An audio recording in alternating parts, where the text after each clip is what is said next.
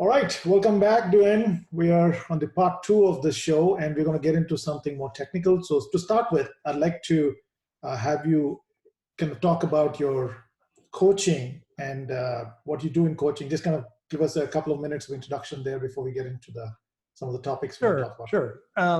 Coaching is, as you know, is a multifaceted thing. You're actually a teacher, and you're dealing with the person, not with what they can do, but who they are at any given moment. So I end up having to, spend a fair amount of time dealing with and sometimes they don't even know it, their personal problems. So that's where things start. And actually, I have them look at their, they go to a doctor, they get certified that they can do, stuff, take their heart rate up and so on. So you have to be careful of that kind of thing. So, and then I can start running tests on them to see, how they do, so let me look at your running. So let me just run on by here. Let's see what you do. How is your gait? Look at them from the front, the back, the side. Where are their arms? What is their body doing? Is their body doing something weird? Are they compensating for something? Everyone, all of us actually in our lives is compensating for something. We spend our lives doing that, trying to cover those things up. Because there's a million things that limit the human body. And so we kind of latch onto those things early, and then that becomes part of who we are. So sometimes you have to spot those things and then try to work around them or undo them, or let the person know, hey, by the way, I think you can actually do a little more here in this direction without hurting yourself. So once you've got a baseline established of who this person is, and whether you're teaching them swimming or running or biking, or I'm also a certified fitness trainer. So they want to get they want to get better. They want to feel better. They want they just want to get someplace. They want to be able to run a 5K, and they've been a couch potato for the last 30 years. So depending on where they're starting from, sometimes they're starting with major problems. They've got a heart stent or two, and they've had to work their way up to where they can do stuff. And then sometimes they come in and they used to be an athlete. I'll tell you an example about that in a second. But then they want to come back, and they're usually overweight, and they've got some other things wrong, and they know what's wrong, and they've just been avoiding it. So then, once you establish a baseline of who they are, then no matter what it is, no matter what I'm training them for, even mentally. I mean, I spent my life as a trainer, as a technology trainer, and a behavior trainer, and so Duane, we're gonna talk about that, right? I want to deep dive on that particular subject on mental toughness. Okay. But so before that, also you have an interesting name for your coaching. It's called Last Chance Fitness. Very interesting name, and you practice in Atlanta, right?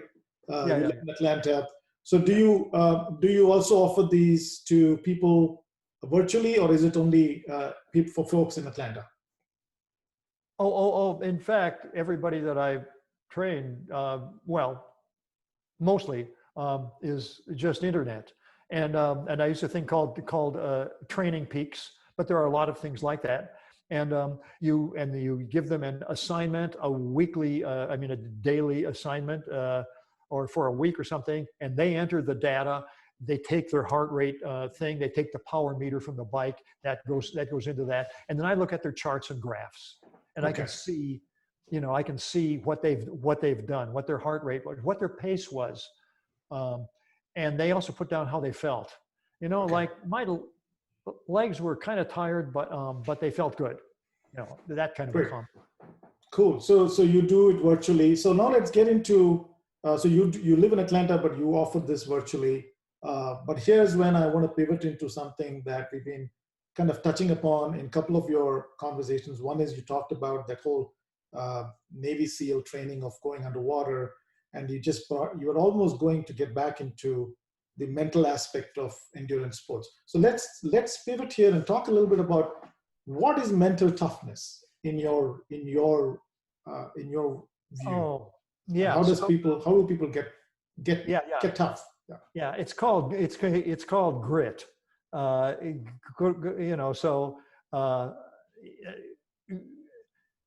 Mental toughness. It's not what you think. And if you look at my blog at lastchancefitness.com, I've got this little article on it. But it's about how much do you think you can win? How much confidence do you have? And once you start, and as you know, when you started running, you started feeling, damn it, I can do this. And that's what grit is. And that's what mental toughness is. I mean, you can build up all the strength you want, all the endurance you want, and overcoming pain and all of that thing. But it's just confidence. How much confidence do you have that you can actually do this? And that really means, how much confidence do you have in yourself to be able to do anything? Because once you start, and again, I refer this back to you, once you've started doing that, you said, damn it, if I can do that, I can do this and this and this. What happens? So people that have been couch potatoes, it's like, I don't know if I can do this. And then you're better and better, and with encouragement. So I encourage people, say, man, that's great. That's great. Because it was great, because I saw what they had to do to overcome that. And once they start into that, because as children, we always have confidence. Dang it, we just go ahead and do what we're going to do. And that kind of gets beaten out of us through the processes of the world. There's nothing wrong with that. It's just the way it happens. And then we have to kind of relearn that, oh yeah, you know what? I can learn things. I can do this. So in your view, what is that one thing or one quality that one must focus on to get tougher mentally? What would you advise people to focus on? One little thing at a time. Okay. Break it up. So like, if at any given moment, I mean, because it applies to the moment, like everything is, like right now, it's the moment. So this guy is, so I'm talking to him and he's saying, God, I really had a tough time doing it. I said, so just for a moment, imagine yourself going just a little faster than that. Can you do that? I said, yeah, I think so. Good. Because that's a step. And sometimes, sometimes you got to drag it out of them, and sometimes they've already got it. So like this guy called me. This is a classic. The guy, he said, I want to start doing triathlons and I want to win. And the first one that I want to do is escape from Alcatraz. I said, oh my God, that's a tough race. And I said, God, I'm thinking, God, we've only got eight months. And I mean, when I was telling him that later, he said, what, that's forever. I said, oh man, you don't know what you got to do, what you got to go through to get that. But the thing that clued me off is that he said, I'm going to do Escape from Alcatraz, and I want to win, and I want to. That's that little confidence thing. If you can get people saying that I want to. Oh, and by the way, in 8 months, we got him so he could do that 1 1/3 mile swim in the cold bay with currents and all that stuff, and sharks and steamboats and God knows what all. And then it's a terrible, terrible, tough race. And this was the first real race that he ran. I mean, he did a couple of sprints, and some other things, and he came in. You have to qualify for that race. He came in just on a draw, just some random guy. He ended up at about the top of the bottom third of his age group. There were about 50 people in his age group, and he came in, which was great, considering that he came out of nowhere to do this. Now, back in the day, I mean, he was 51, I think, when he called me. But back in the day, he was a linebacker for Florida, so he knew what it would take. but he Great. had So I think, just to kind of summarize what you would say. One is, in your view, break it up, right? Especially if you're looking at a large project, something like running, doing the Alcatraz triathlon, break it up.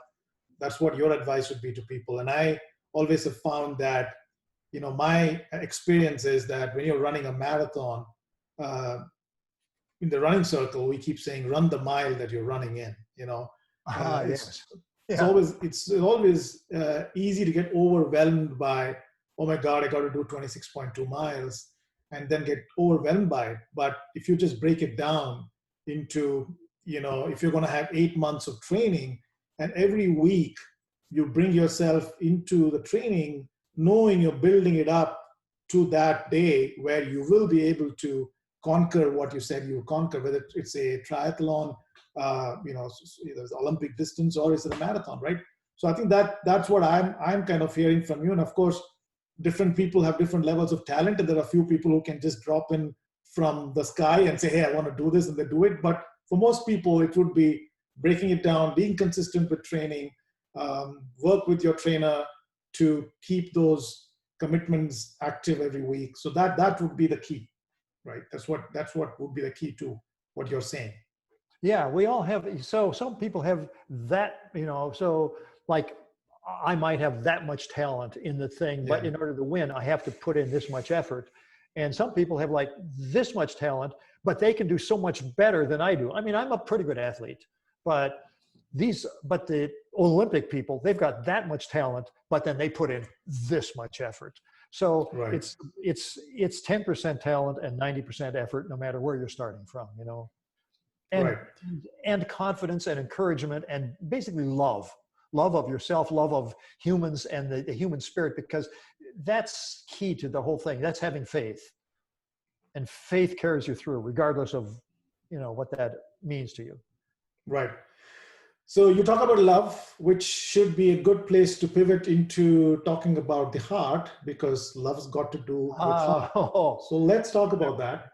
And I think more recently, at least for the last 5 years, technology has become so much more available that one is able to use heart as a way to train more effectively.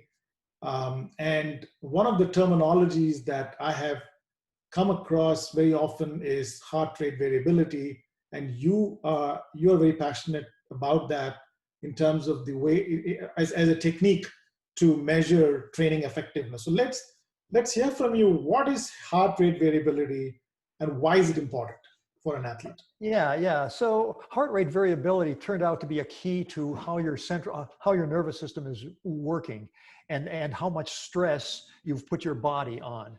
And if you put your body under a lot of stress, there's in general, there's two parts to the nervous system: the parasympathetic and the sympathetic. And the parasympathetic nervous system is the one that says, oh, hey, things are cool. You're relaxed, you're feeling good. And your heart rate, when your blood vessels are all dilated, your blood pressure's down, and you're having a good time, or you're relaxed looking at your goldfish or whatever.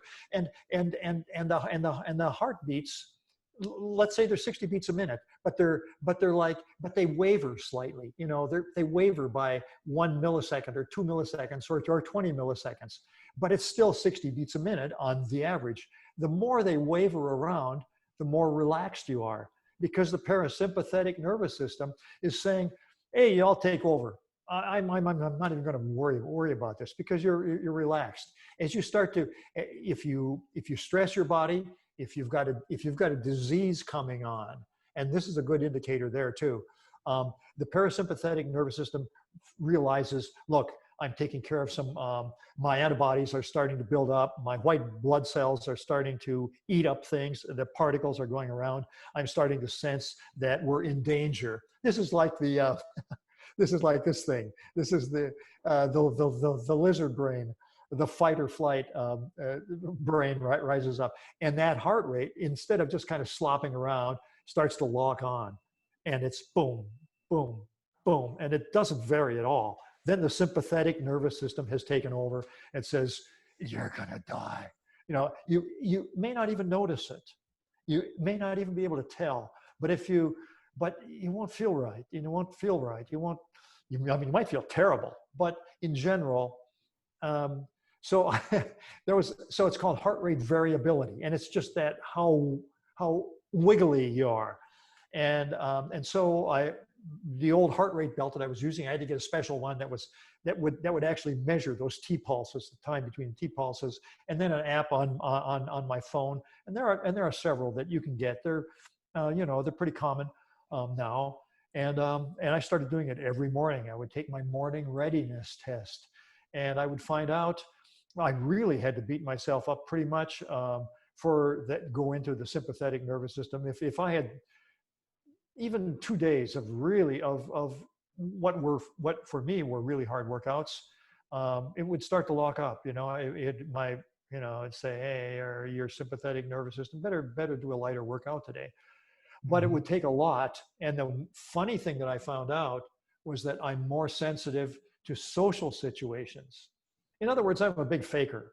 I can come off great in any social situation. I come in, hey, I'm a happy guy, I talk to people, but I don't recognize the stress. If I'm in a social situation that I feel like I'm supposed to be, I'm in a corporate thing, everybody's, I'm in with important people. And I'm hobnobbing and, dancing, and all this kind of stuff, doing all the proper stuff. Next morning, boom, locked in tight. He said, oh man, you're a dweeb. You're just such a dweeb in those situations, but a really good faker.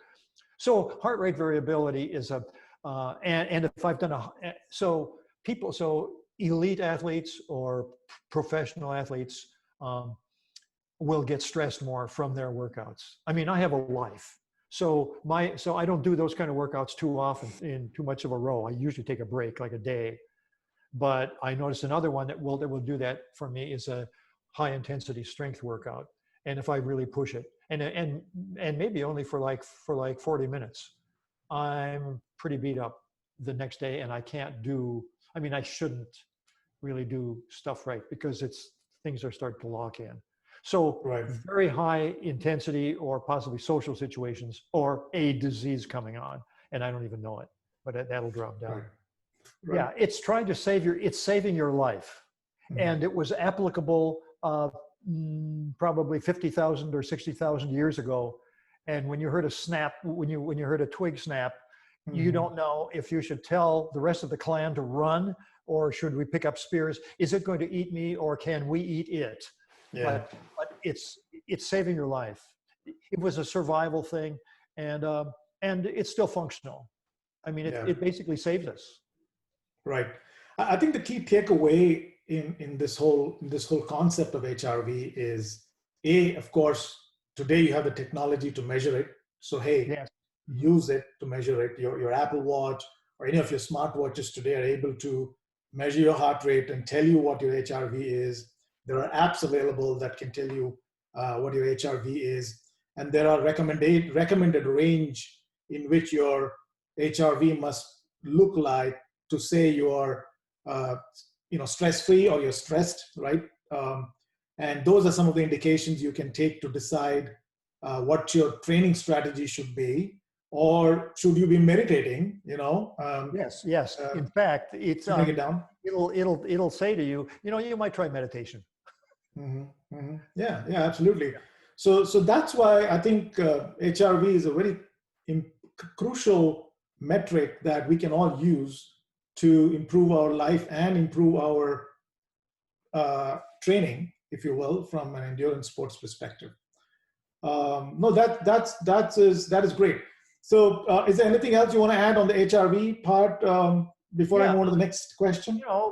So there are times when I think, man, I just don't feel like doing it. I just don't feel like doing that thing today. Yeah, I mean, which is often. I mean, who wants to do a hard workout, right? I mean, but there are times when you're ready for it, and times when you're not. And I say, man, I just don't feel like it. And it turns out that my HRV is fine. I just feel crappy. Maybe I'm depressed. I mean, I don't know. I mean, who knows? We're people. We don't know what's going on. So I can't. But I think but I respect that thing in me that says I really don't feel like doing that today, because I've been doing this for a long time, and I'm Right. sensitive to when I've overdone it, but the HRV isn't showing up. But I say, you know what, I'm just not going to do it. I'm just going to trust. I'm just going to trust my my whiny self. Right. Right. Okay, I want to pivot into the next question. We talked a little bit about the impact of long distance training on the body in itself overall, and you've been alluding to strength training as a key component of your personal success to be doing this at the age that you're in. Many folks are probably struggling to walk at your age, but you are doing triathlon, so that's amazing. So so the question that I have is, talk to us, give us a few tips on what should one do if they're in endurance sports training to keep oneself strong and injury free. Say knees, for example, is a classic concern for most people. Like, would my knees pop out if I run too much? If you can talk to that a little bit. Sure. Well, let's back up a bit on that. As we age, the muscles tend to atrophy. I mean, they get smaller. You will lose muscle mass, so we have to counteract that. And the muscles that use the most oxygen, and oxygen is what keeps your brain going. You keep the blood going to your brain. The oxygen users are the big muscles, the quadriceps, hamstrings, glutes. Just your calf muscle, the legs. It's like from the waist on down. I mean, the stuff up top, yeah, it's there, but these are the oxygen users. So the first thing, it's funny. I was teaching a class I was teaching a fitness class at a retirement center, and one of the most important things, I got a microphone problem here. So one of the most important things was I had people using their legs and using their leg muscles to get things going. And so strength, the thing we hate to do, and the thing we always like, well, I'll work on my arms, work on my pecs, do some push-ups against the wall, some stuff. The ones you don't want to do, the ones you don't like the most, maybe like the deadlift. Oh my God, the deadlift.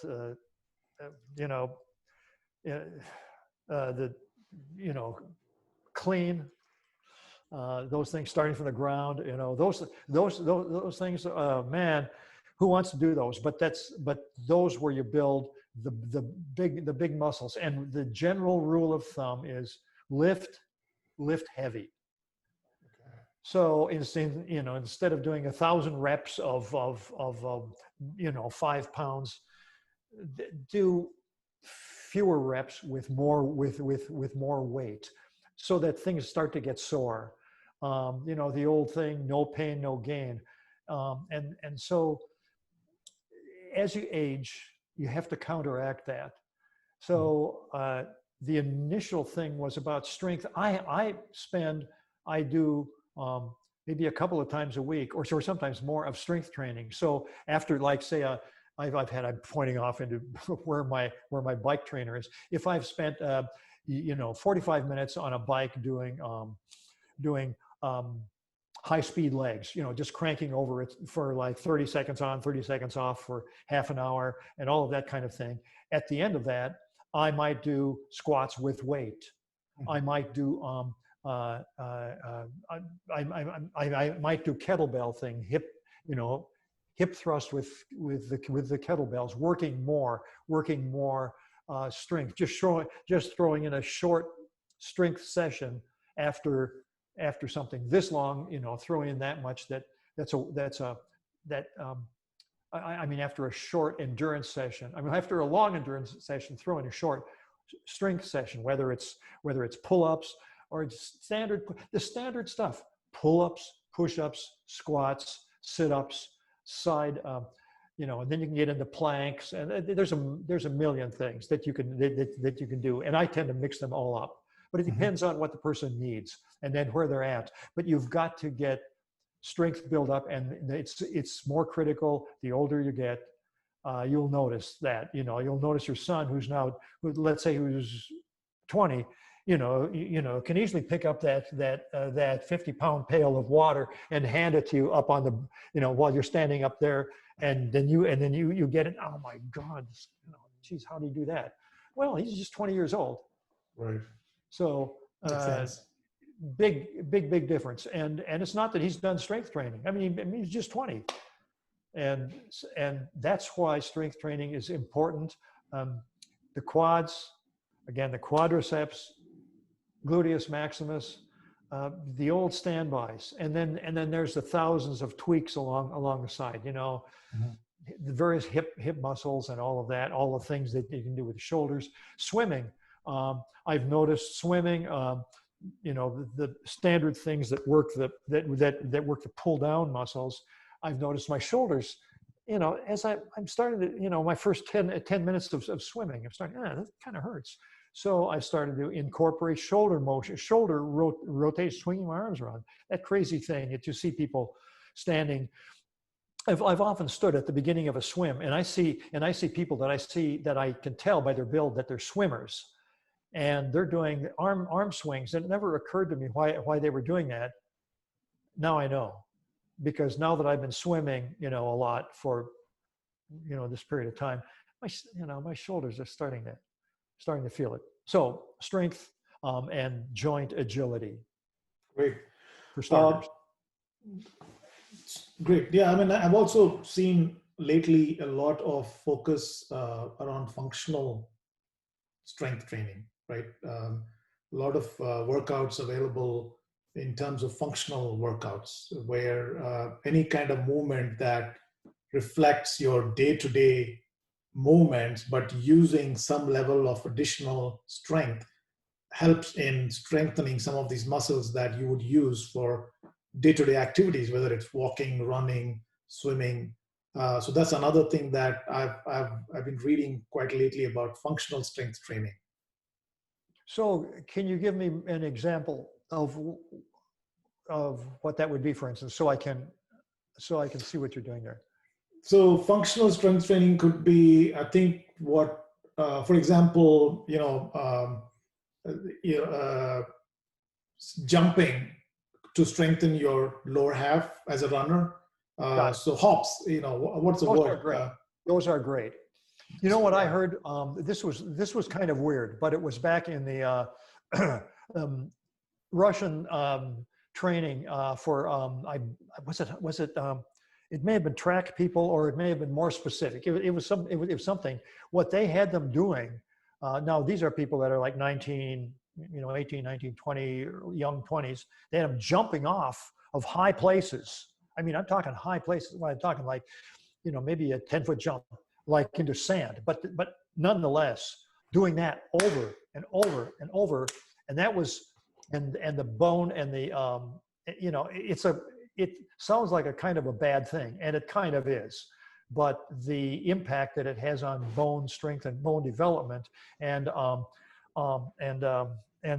connective strength was really important. And that was just at the beginning of what they were doing. And that's certainly a functional kind of thing like that.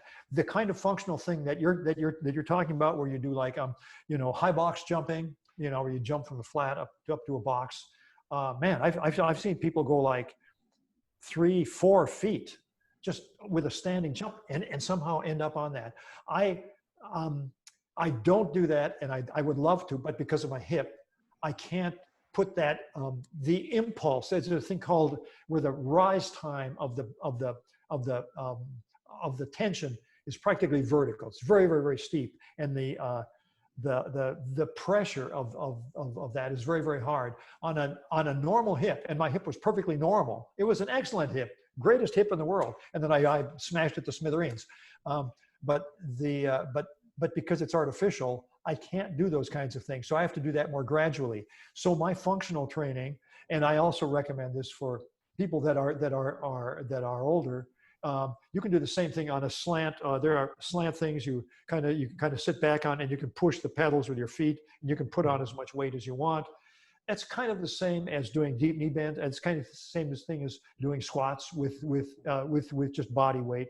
It's amazing what you can do with body weight. I use all kinds of things all the time, and I invent these stupid body weight things. But so that kind of training. In fact, there's a thing called a bicycle squat, and which has been refined to where it actually imitates what you're doing on the bicycle. And I use a